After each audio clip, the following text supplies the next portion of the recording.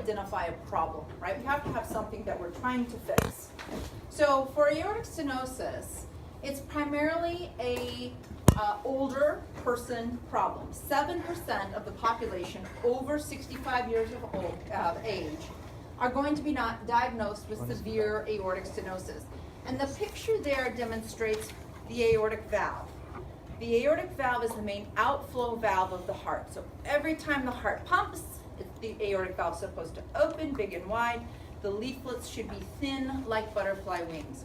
And here you can see that those leaflets have heavy calcification. They're thick, they're very abnormal. And instead of opening in a nice big circle to let all of the blood and oxygen and nutrients come out of the heart to the rest of the body, there would be an obstruction. Anytime we have an obstruction in front of a pump, the pump's not going to work very well. And so the heart, being the pump, will start to fail, and the blood will start to back up, and the patients will get symptoms. Now there's something here that's interesting to me, because I'm very interested in heart disease in women also. 20% of patients diagnosed with aortic stenosis are female. But we know that women, doesn't matter what we do in heart surgery, women do less well than their male counterparts. Some of it is a delayed diagnosis. Some of it is we just don't know how to treat women the same. TAVR, or transcatheter aortic valve replacement, is one of the first therapies in heart surgery and interventional cardiology where we actually show a benefit, where the women do better. So it's very, very exciting. So anytime we talk about medicine, we have guidelines. And, oops, how do I get this to go away? You should be able to, okay. So we have guidelines. Certainly you don't need to memorize all these, but this is the world I live in, where we have defined what the disease process looks like. And basically, that high-grade severe aortic stenosis, this very top line, is the one that is the most important, and is the majority of patients. Thank you. So as the valve gets tighter, as you can imagine, the opening gets smaller. So aortic valve area, that opening, should be 2.5 to 3.5 centimeters. Anytime it's less than 1, we call it aortic stenosis. Anytime you decrease the outflow of something, the velocity goes up. Think about, you have a hose in your hand and you put your thumb over the water and it shoots out across the room as opposed to just coming out of the hose. That's increased velocity of the liquid going through a smaller orifice. Same idea. So that's how we're going to define aortic stenosis. So once we've defined the problem, we see that many patients, are going to present with, that's okay. Well, maybe not. Let's see. Okay, are going to present with this thickened valve, and they're going to have symptoms of shortness of breath. And shortness of breath is going to be a sign that their heart muscle is failing. We're going to call that congestive heart failure. So there are 3 main symptoms of aortic stenosis. If you listen to their heart, you would hear a murmur because of that increased velocity, that whoosh, whoosh, as blood goes through the narrowed orifice. But what the patient is going to experience is one of 3 things. Either shortness of breath, which is a sign of congestive heart failure, angina, which is chest pain, or syncope, dizziness.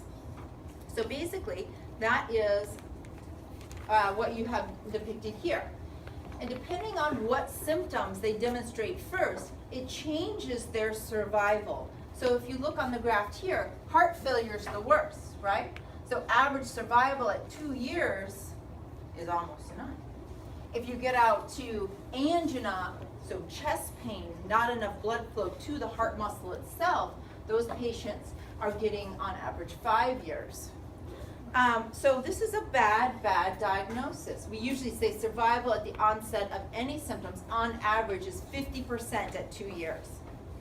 50% at 2 years. There aren't very many other diagnoses that bad. In fact, when we compare severe aortic stenosis to a whole host of cancers, you would be better off to have advanced cancer than you would have aortic stenosis, because at 5 years you're more likely to be alive with all these cancers than you are for aortic stenosis. So it's a very, very bad disease.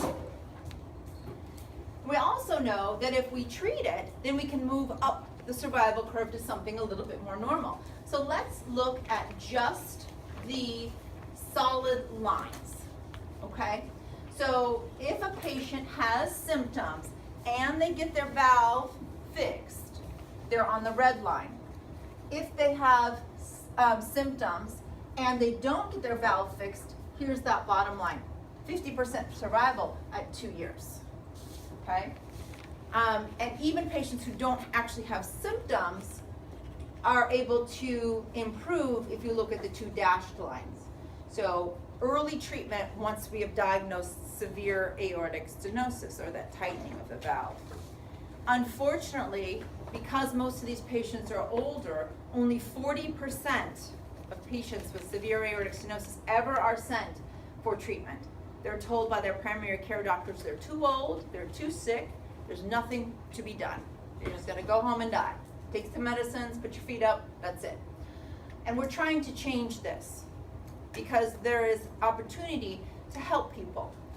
Well, it turns out that in an era where all we had was open heart surgery, traditional open surgical aortic valve replacement depicted on the far side, you had to make an incision down the breastbone. The patient was on the ventilator. We had to go on the heart-lung machine, stop the heart, stop the lungs, cut out that old valve and sew a new valve in. There are patients that are probably too old and too sick for traditional surgery. So the transcatheter valves fill in that gap for patients who are older. This can now be done awake. And basically it's a puncture in the groin, as depicted here. We put a wire up through the anatomy backwards and into the heart, and we blow up a valve inside their old valve, and it holds on by radial force and friction. If the arteries in the leg are not big enough, we can use the subclavian artery, the artery to the arms. We can make a tiny incision in the top of the breastbone and go straight in, or worst case scenario, between the ribs, this one depicted at the bottom, which we don't really do anymore. So going back to our guidelines, it used to look like this, where they told us, well, these people can have a TAVR, these people can have surgery, and that's blurring somewhat now, because we have these opportunities for trials where we can see if this is the right thing to do. And I was very fortunate to be part of the S3I trial. So that was a valve that was FDA approved for high risk and inoperable patients, who then we said, well, what about intermediate risk? And now we're even getting into low risk, where we're doing randomization. That last slide where we were looking at the difference between the transcatheter and the open surgical, and see what's the right therapy for patients who are lower risk. Now, to put some things into perspective, for a typical low risk patient, they will come into the operating room, have their regular open heart surgery, go to the intensive care unit for 1 night, spend probably 3 more nights for a total of 4 in the hospital, and then they will go home and they'll have 6 weeks of downtime. No heavy lifting and no driving. Time so that their breastbone heals, okay? Their risk of dying is gonna be less than 3%, so fairly low. For transcatheter valves, at my institution, they're going to be done awake. They're gonna come in, they're gonna be awake, we're gonna just numb up the groin with some medicine called lidocaine. We're gonna put the new valve in, they're gonna walk that afternoon, they're gonna go home the next day, and they're gonna have 1 week of downtime. Of course, there are some trade-offs, but very, very different. To think about which patients are which, we have the high risk, the intermediate risk, and the low risk. And remember, I said right now, the high risk and the intermediate risk, you can do the TAVR valve, and we're doing trials for this low risk. So when we talk about surgical databases, they followed 141,000 patients that we operated on. And we found that about 6%, 6.5% of those were high risk.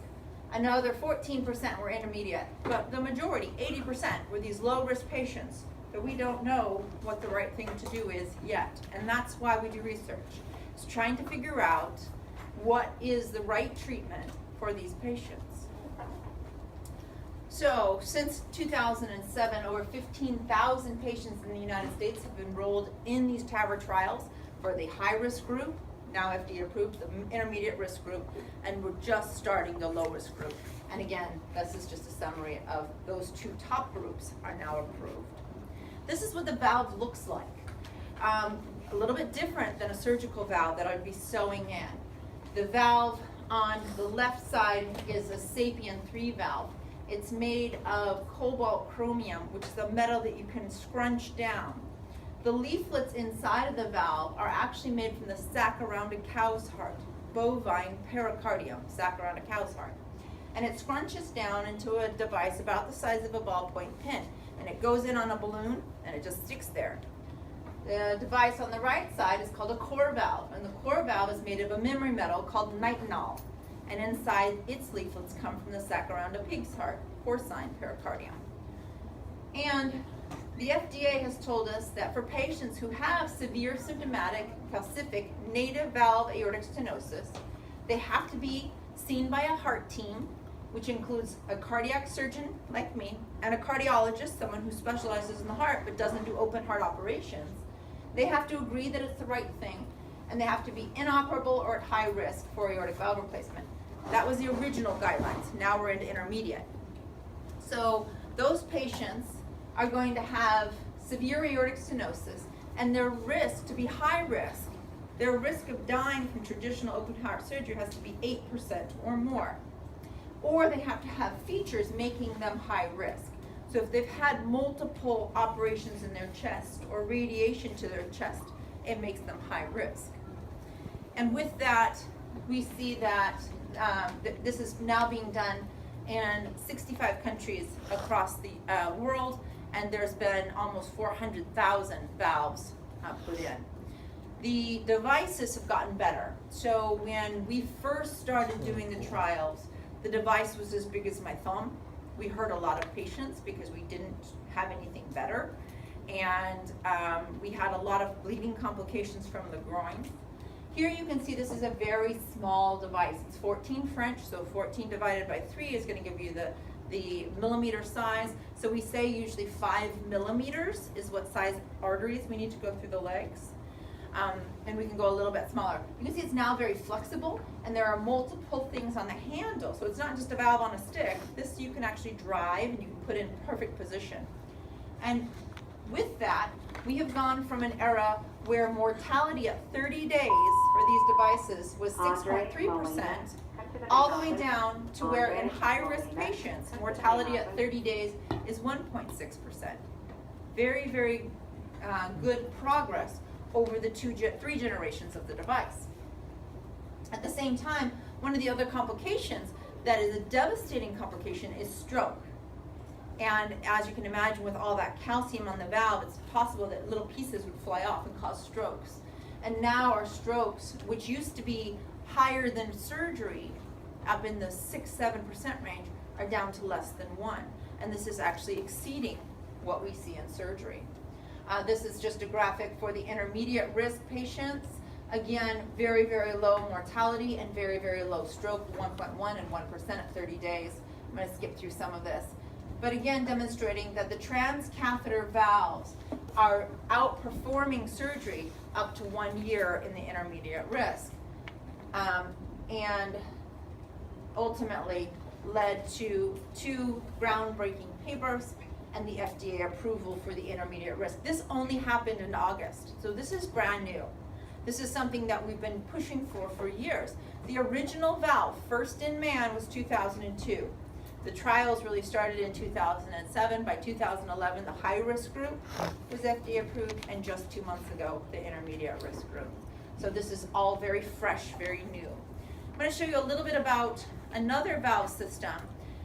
We talked a little bit about that Edwards valve. So this is the Medtronic valve, and they are constantly trying, again, to say, how can we do this better? How can we do this safer? How can we help more patients? So this device looks a little bit different. It's very flexible. It's very small. It's the smallest size that we have. Again, about 5, but we can get down to about 4.5 millimeter vessels. And here, the original first generation, they took that and they realized that we had some complications with it. So they re-engineered it. They made it shorter, they brought the material at the bottom all the way down so it would leak less. And they gave it a little bit of a shoulder. And that shoulder allowed for it to sit in the heart a little bit better. And the most interesting thing they did is they made it retrievable. So as before, you let it go and you get what you get, and the balloon expandable sapien valve, you get what you get.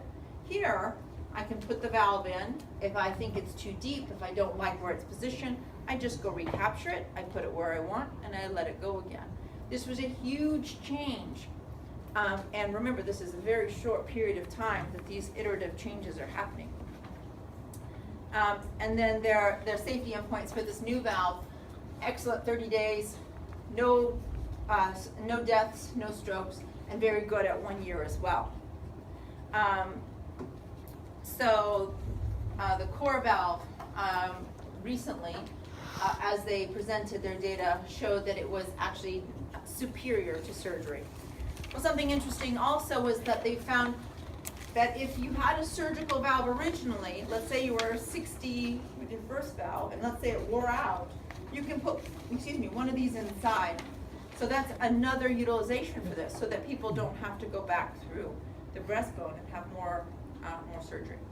I'm going to conclude with some details about my own program in Louisville, but I'm going to stop here and take any questions about TAVR in general, and then we'll get into what my program is doing differently. Yes. So how many intermediate risk patients has your program seen since it was approved for the So we're seeing a huge influx. The intermediate risk number is really a function of how cardiologists, who are kind of the front line for heart disease, how comfortable they are with their patients. But whereas we used to see maybe 1 a month, now in the intermediate risk, we're seeing 1 to 2 a week. And I expect that to increase as we get the word out and educate our cardiologists and the population that this is available to them. Okay.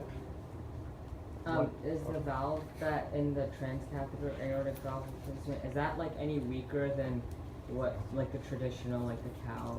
That is an excellent question. And we don't know, right? So that's why we've done these trials. So we know from history, not from trials, but from history, when we had nothing else, that the surgical valves that I put in, the metal valves, mechanical valves, they usually last the lifetime of the patient. They have other problems because you have to be on blood thinners, so they're not perfect.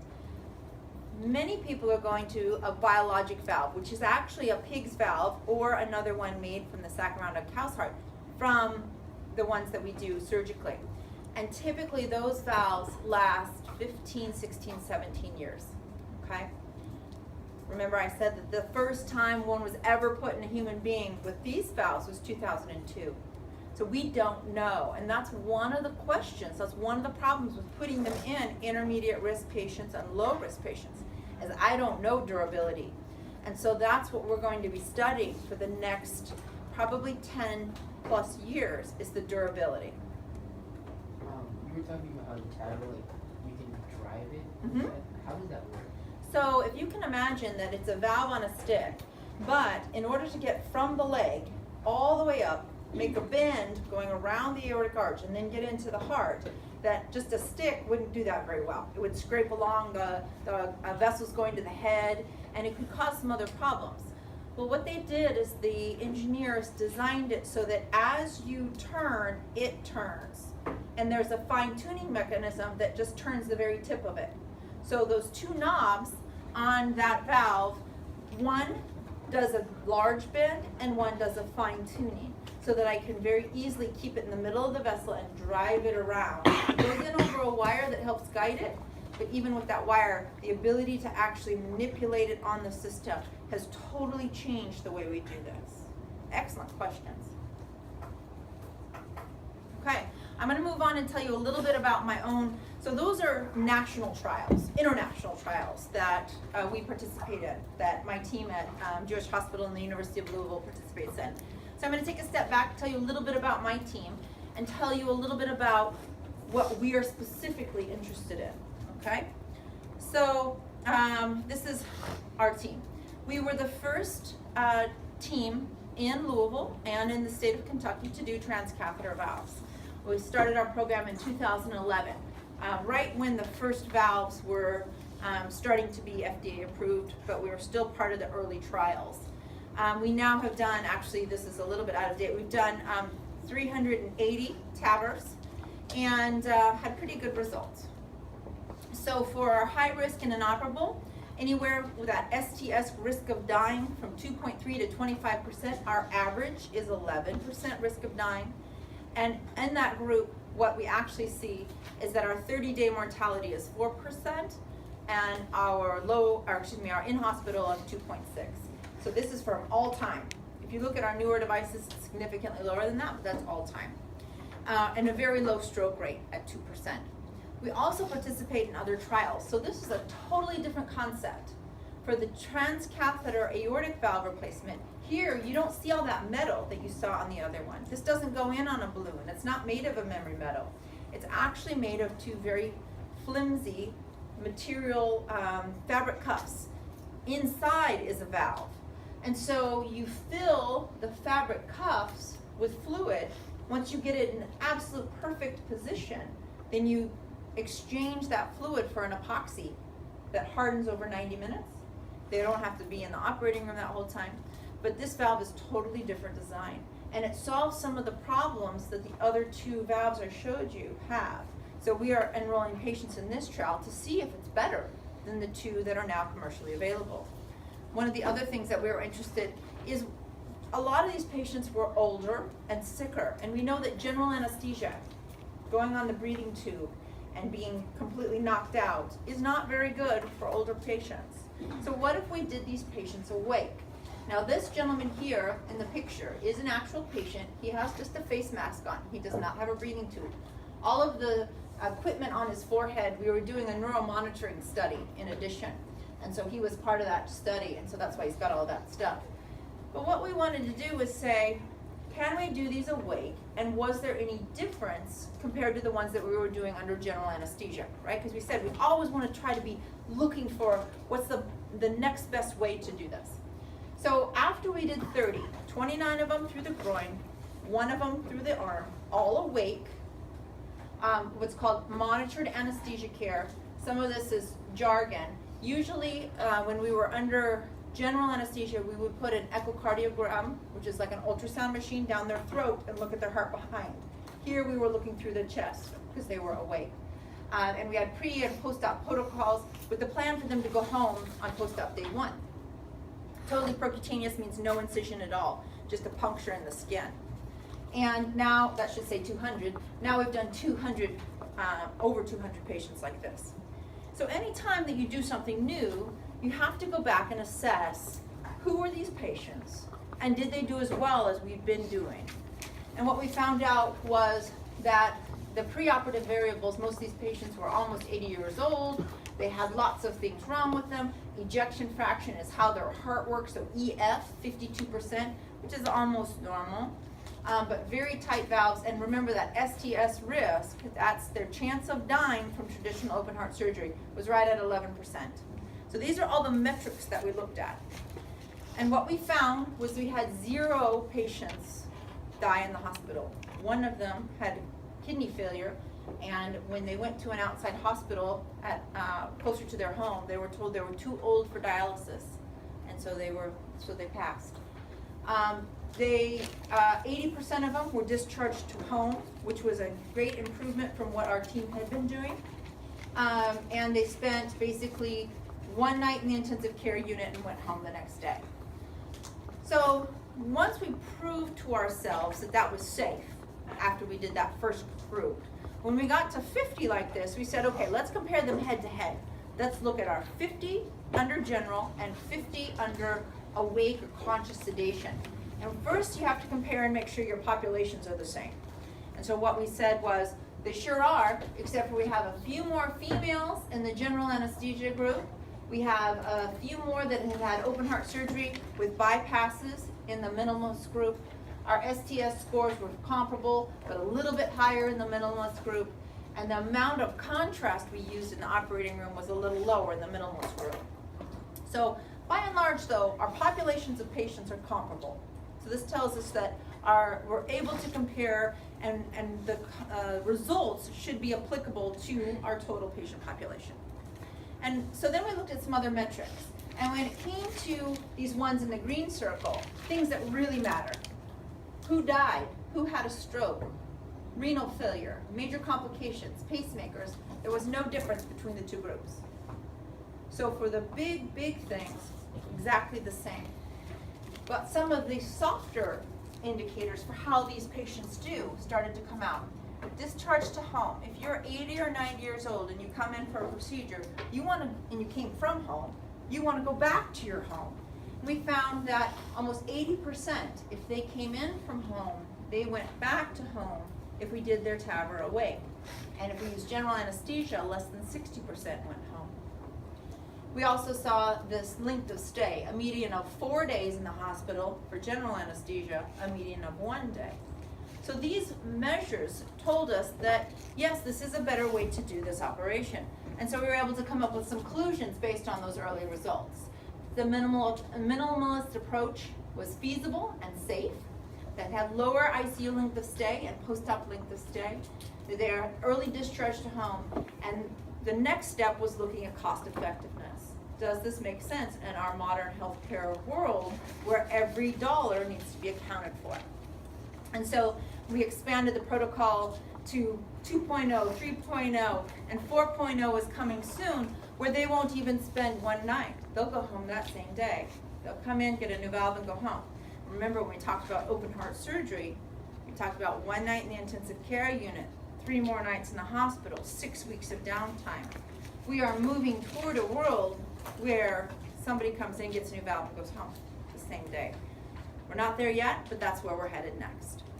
So to talk about whether or not it's going to be the standard of care, we have to remember that right now we don't know durability for this group. We don't worry so much for our high-risk group because they, by and large, are 80 and 90 years old. If we can get them 10 years on their valve, something else is probably going to take their life. And if that valve fails, we can put another one in.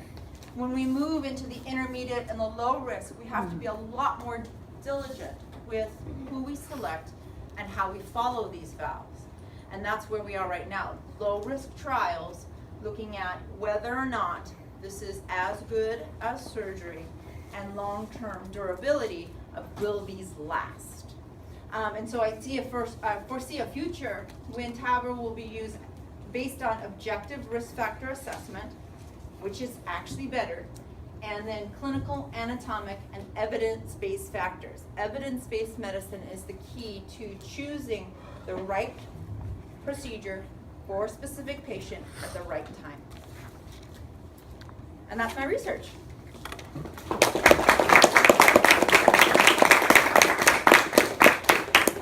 Questions?